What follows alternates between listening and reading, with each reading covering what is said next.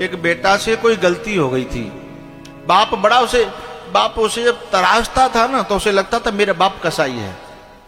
बाप जब निर्माण करता है ना तो कुम्हार की भूमिका निभाता है।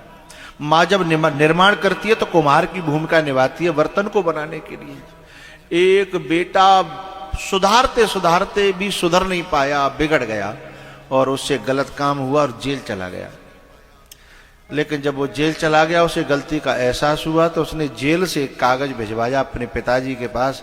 पिताजी मैं जेल से छूटूंगा 10 वर्ष बाद, कृपया करके यदि आप मुझे क्षमा कर सको तो मैं घर आऊं और नहीं तो मैं कहीं भी चला जाऊंगा, मेरी चिट्ठी का जवाब देना।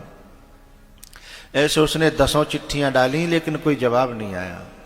फिर भी उसने अंतिम चिट्ठी में लिखा कि मैं ट्रेन में अपने गांव के स्टेशन होते हुए जाऊंगा, यदि तुमने मुझे क्षमा किया हो तो किसी पेड़ पर या कहीं कोई हरी झंडी काट देना तो मैं उतर जाऊंगा, क्योंकि मुझे पता है आप को मैंने बहुत ठेस पहुंचाई है, इसलिए एक हरी झंडी काट देना तो मैं उतर जाऊंगा।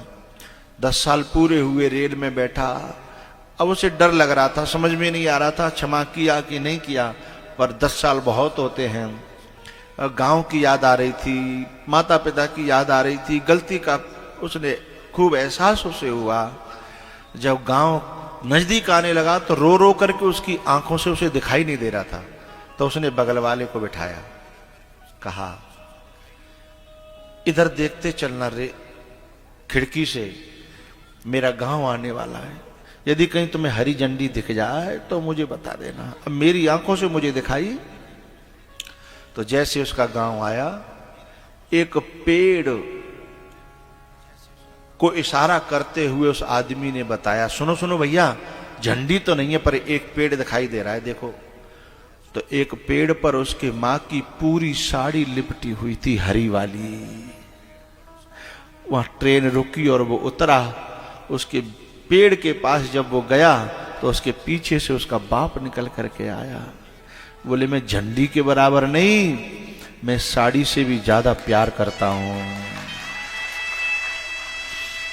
पर मैं बाप हूं ना तो मुझे आई लव यू कहना नहीं आता, क्योंकि मैंने तो हमेशा तुमसे जूते से बात की है ना, तो मेरे होठ उसके अभ्यस्त हो गए हैं, लव यू कहना नहीं आता।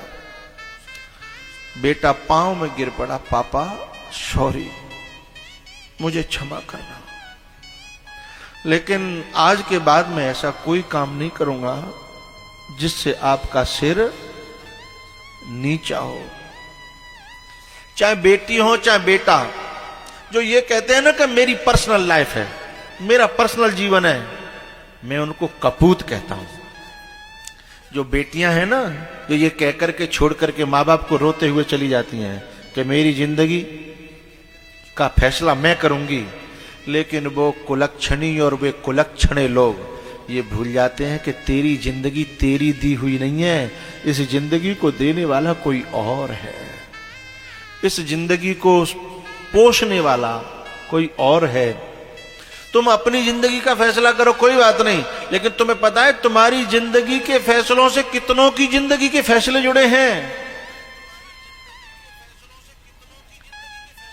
जिनकी बेटियां ऐसे कहकर के जो चली जाती हैं ना, पता है उनका बाप महीनों तो घर से नहीं निकलता, और यदि वो निकलता भी है तो नीचे निगाह करके इधर कोई हंस रहा हो तो उसे ऐसा लगता है कि मेरे ऊपर हंस रहा होगा।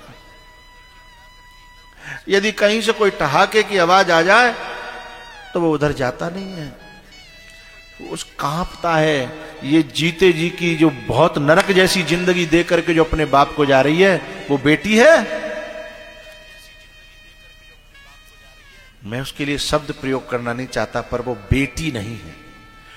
और ये मत समझना कि उसकी सजा वो भोगेगी नहीं, अगले जन्म में मैं नहीं भोगेगी, इसी जन्म में भोगेगी। साहब, माँ बाप का दिल दुखा करके कौन सुखी हो सकता है।